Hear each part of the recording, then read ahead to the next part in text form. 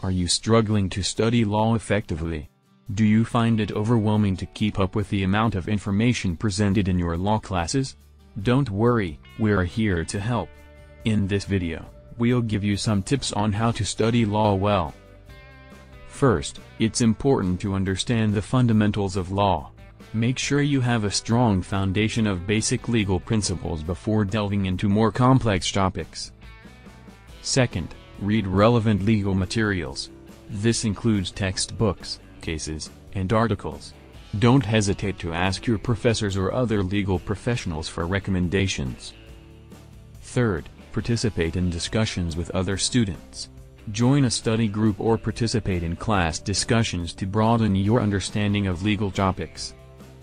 Fourth, practice with case studies. This will help you understand how legal principles apply in real-world scenarios.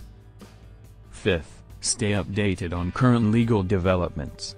This includes following legal news and being aware of changes in legislation.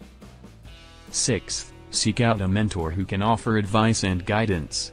A mentor can provide valuable insights and help you expand your legal network. Finally, practice regularly. Like any skill, studying law takes practice and time. Set aside time each day to study and practice your legal skills.